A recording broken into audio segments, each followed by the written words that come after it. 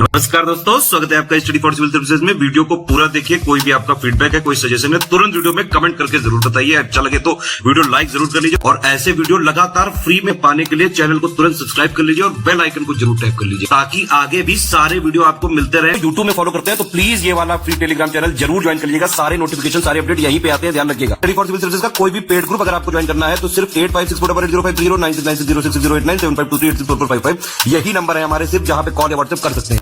Instagram पे हमारा page जरूर फॉलो कर लीजिएगा, studyforcivil.services है। ट्विटर पे हमको जरूर फॉलो कर लीजिएगा, @studyforcivils है। सारे क्वेश्चन अटेम्प्ट करिए और स्कोर अपना तुरंत कमेंट करके बताइए। नमस्कार दोस्तों, स्वागत है आपका स्टडी फॉर सिविल सर्विसेज में। पीटी एग्जामिनेशन 2022 के लिए हम लगातार पेड क्विजेस को देख रहे हैं वीडियो फॉर्मेट में, उसको कंटिन्यू करेंगे। पिछले वीडियोस अगर आपने अब तक नहीं देखे हैं इस सीरीज में तो नीचे डिस्क्रिप्शन बॉक्स में देख लीजिए, प्लेलिस्ट होगी, वहाँ पे सारे वीडियोस उसमें डाले हुए हैं। आप उसको देख के अपनी तैयारी को और बेहतर कर सकते हैं क्योंकि बहुत ही इंपॉर्टेंट फैक्ट्स जो हैं यहाँ पे वो कवर करवाए जाते हैं। ठीक, तो हम बिना किसी देरी के शुरू कर लेते हैं आज के फर्स्ट क्वेश्चन के साथ। तो पहला क्वेश्चन देखेंगे कि फोटोन की खोज इसमें से किसने की थी। ठीक है, तो देखिए अल्बर्ट आइंस्टाइन जो है, बी ऑप्शन हम चुनेंगे। इनके अनुसार फोटोन क्या है कि एक क्वांटम ऑफ लाइट है ना, जो कि किसी पार्टिकल की भांति बिहेव करता है। ठीक है, तो इस कॉन्सेप्ट को इन्होंने प्रपोज किया था। तो बेसिक इंफॉर्मेशन यही रखेंगे हम, बी ऑप्शन हमारा करेक्ट है। ऑर्निथोलॉजिस्ट जो है वो उसका संबंध किससे होता है। ठीक है, तो देखिए जूलॉजी की एक ब्रांच होती है जिसका नाम है ऑर्निथोलॉजी, है ना, जिसमें कि जो पक्षी हैं तो उनके बारे में जो है नॉलेज और उनके और भी चीज़ें जो है उसके संबंध में स्टडीज की जाती है। ठीक, तो जो व्यक्ति मतलब इसकी स्टडीज करता है उसको बोलते हैं ऑर्निथोलॉजिस्ट। ठीक, तो ये पक्षियों से संबंधित है। निम्नलिखित में से किस ग्रह को लघु सौर तंत्र कहते हैं। ठीक है, स्मॉल सोलर सिस्टम। ठीक है, तो अपने आप में सबसे बड़ा ग्रह होने के कारण जो है बृहस्पति को ये कहा जाता है। लोहा यानी कि आयरन जो है निम्न में से किससे प्राप्त किया जा सकता है। ठीक है, तो हेमेटाइट जो होता है, हेमेटाइट, मैग्नेटाइट, ये सब आयरन के ओर होते हैं। ठीक है, तो इससे जो है हम आयरन को एक्सट्रैक्ट कर सकते हैं।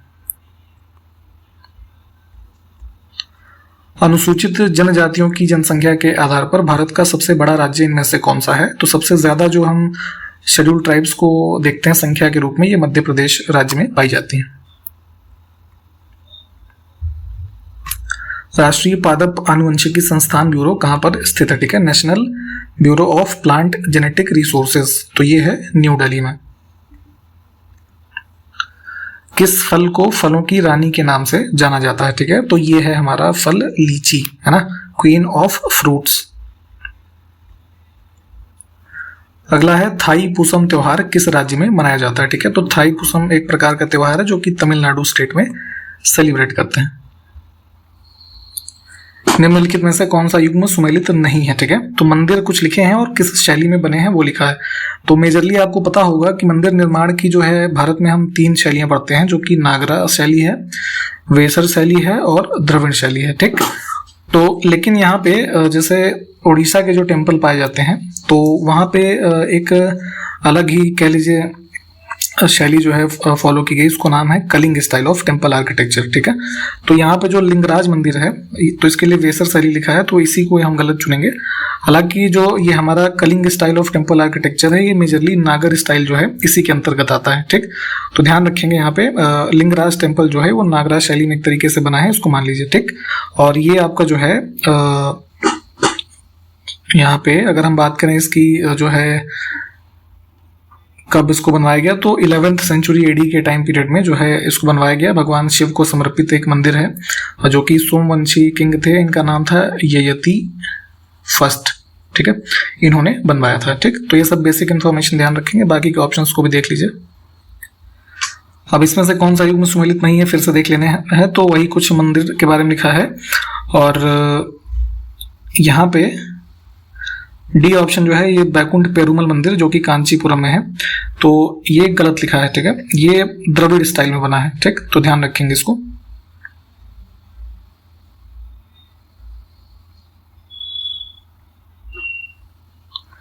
फिर से कौन सा सुमेलित नहीं है देख लेते हैं, तो वही मंदिरों के बारे में ही है। तो खजुराहो टेम्पल जो ये है ना, ये बेसर शैली में नहीं, ये नागरा स्टाइल में ही है। ठीक, तो ये हमारा जो है इसमें उत्तर हो जाएगा। इल्तुतमिश के काल में जो केंद्रीय सेना होती थी उसको किस नाम से जाना जाता था, ठीक है। तो उसको बोलते थे हश्म ए कल्ब। ये टर्म्स ध्यान से देखिएगा, ऐसे सीधे सीधे पूछ लिए जाते हैं।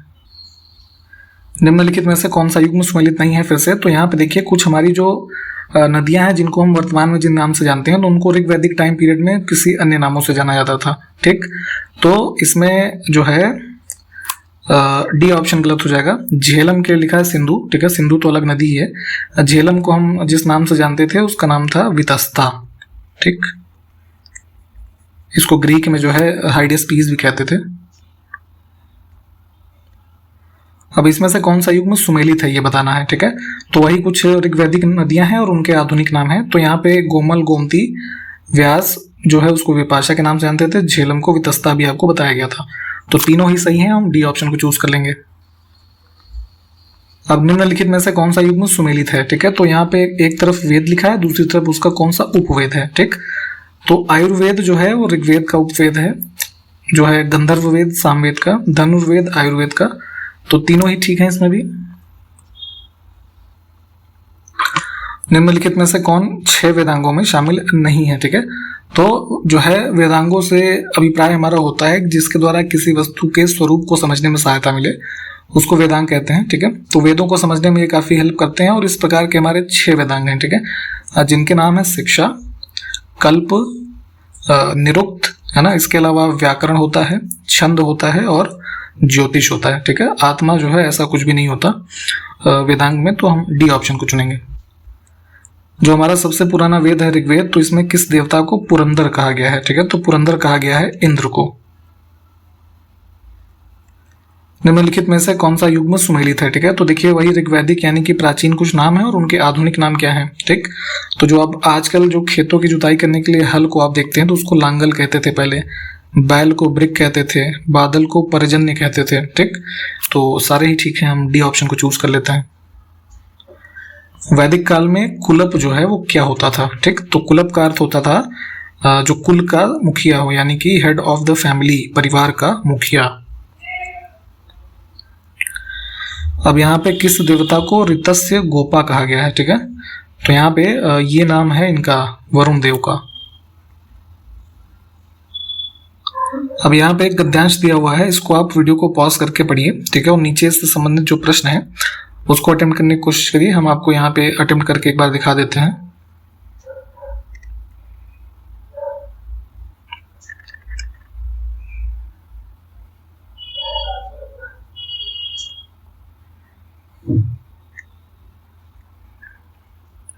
इनमें से किस राज्य सरकार ने स्कूली शिक्षा में बड़े पैमाने पर परिवर्तन लाने के लिए नीति आयोग और एक फाउंडेशन है रीच टू टच, है ना, इनके साथ त्रिपक्षीय समझौता ज्ञापन पर हस्ताक्षर किए हैं, ठीक है। तो इस राज्य में जो है स्कूली शिक्षा में जो है परिवर्तन लाने के लिए ये जो समझौता किया है ये अरुणाचल प्रदेश राज्य ने किया है।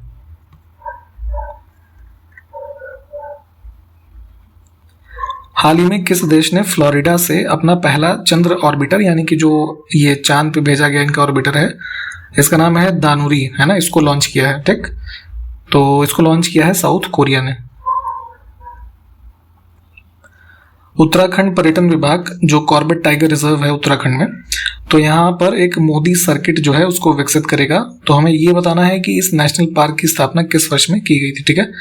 तो ये चीज भी ध्यान रखिएगा कि कॉर्बेट टाइगर रिजर्व में जो है ये की जा रही है मोदी सर्किट की जो ये डेवलपमेंट है, और इस पार्क की स्थापना की गई थी 1936 में। इंटरनेशनल डेयरी फेडरेशन के द्वारा वर्ल्ड डेयरी समिट जो है, तो इसका जो है आयोजन किस देश में किया जाएगा 2022 का, तो ये किया जाना है भारत में ही। हाल ही में अंडर 20 सैफ फुटबॉल चैंपियनशिप 2022 किस देश ने जीता है, ठीक है। तो अंडर 20 प्लेयर्स के लिए एक फुटबॉल का चैंपियनशिप होता है, इसका नाम है SAFF, तो इसको जीता है भारत ने, ठीक। हाल ही में खबरों में रही फेम इंडिया योजना का संबंध किससे है, ठीक है। तो इंग्लिश में देखिएगा ये फेम कुछ ऐसे लिखा जाता है, तो इसका फुल फॉर्म है faster adoption and manufacturing of hybrid and electric vehicles in India, ठीक है। तो इलेक्ट्रिक वाहनों से इसका संबंध है जो है और अभी हाल फिलहाल आप देखते होंगे कि इलेक्ट्रिक वाहनों के जो है अपनाने के लिए कई सारे जो प्रयास भारत में चलाए जा रहे हैं, चार्जिंग स्टेशन हो या फिर तमाम तरह के जो ये इलेक्ट्रिक व्हीकल्स हैं, है ना, इन सबको डेवलप किया जा रहा है। तो फेम स्कीम जो है इसी से संबंधित है, ध्यान रखेंगे इसको। कॉमनवेल्थ गेम्स 2022 में भारतीय एथलीट बजरंग पूनिया ने पुरुषों की 65 किलोग्राम की जो फ्री स्टाइल रेसलिंग है उसमें इन्होंने कौन सा पदक जीता है? तो यहाँ पे इन्होंने रेसलिंग में जीता है गोल्ड मेडल। ठीक।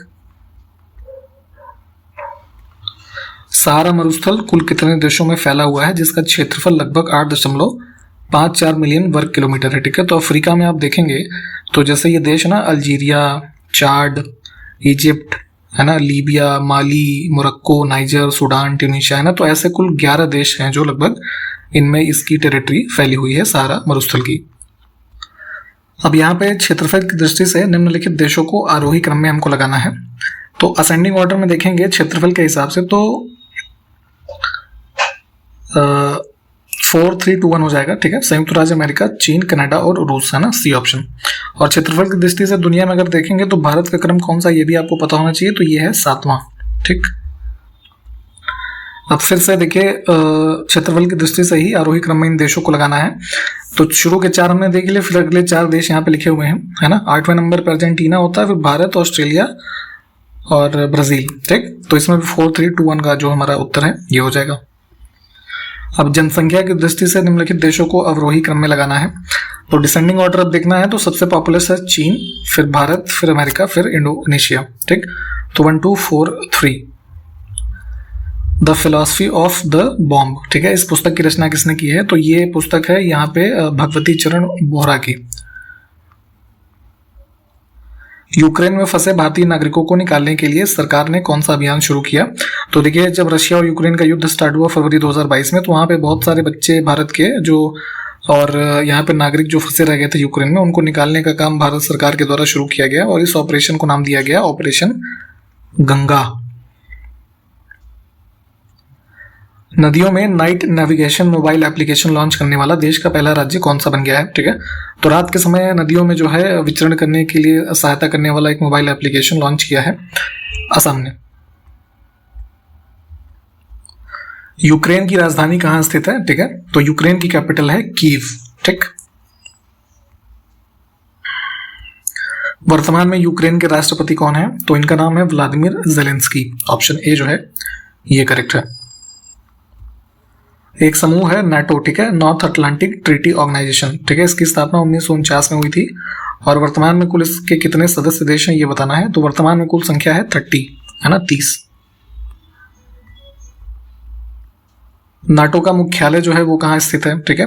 तो ये है आपका जो है ब्रसेल्स में। ठीक है। बेल्जियम में। सेनकाकू द्वीप विवाद किन 2 देशों के बीच में है? ठीक है। तो सेनकाकू आइलैंड डिस्प्यूट जो है ये संबंधित है टेरिटरीज को लेके जापान और चीन के बीच। अगला देखिए, कैकेय के राजा अश्वपति का उल्लेख निम्न में से किस पुस्तक में मिलता है? ठीक है। तो वैदिक हिस्ट्री जब आप पढ़ते हैं तो वहां पे इसके बारे में पढ़ते हैं। तो कैकेय क्षेत्र के जो राजा थे अश्वपति का उल्लेख शतपथ ब्राह्मण और छांदोग्य उपनिषद, है ना, इन दोनों में ही मिलेगा। निम्नलिखित में से कौन सा युग्म सुमेलित है? ठीक है। तो कुछ फिलोसफिकल जो हमारे कॉन्सेप्ट्स हुए हैं उनके नाम और उनसे संबंधित जो महापुरुष रहे उनके नाम लिखे हैं। ठीक है। तो यहाँ पे 3 के तीनों ही जो है हमारे सुमेलित हैं। हम डी ऑप्शन को चुनेंगे। अब यहाँ पे भी वही जो है ये हमारे कॉन्सेप्ट दिए हुए हैं फिलोसफिकल।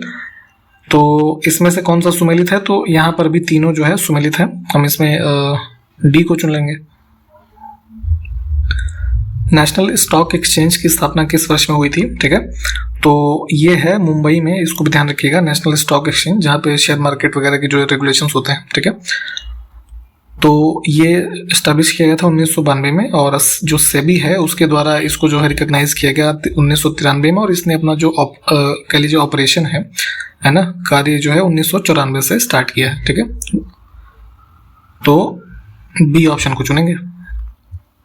गणतंत्र दिवस परेड 2022 में किस सुरक्षा बल को CAPF यानी कि जो सेंट्रल आर्म्ड पुलिस फोर्सेस होती हैं और अन्य सहायक बलों की सर्वश्रेष्ठ टुकड़ी के रूप में नामित किया गया है। ठीक है, तो जो दिल्ली में राजपथ पे ये रिपब्लिक डे परेड होती है, तो इसमें सबसे बेस्ट जो सिक्योरिटी फोर्स यहाँ पे सेलेक्ट की गई, जो झांकियां निकलती हैं, तो ये थी CISF जो है ना, सेंट्रल इंडस्ट्रियल सिक्योरिटी फोर्स, इनकी। गणतंत्र दिवस परेड 2022 में आवास एवं शहरी कार्य मंत्रालय यानी कि जो CPWD है, सेंट्रल पब्लिक वर्क्स डिपार्टमेंट,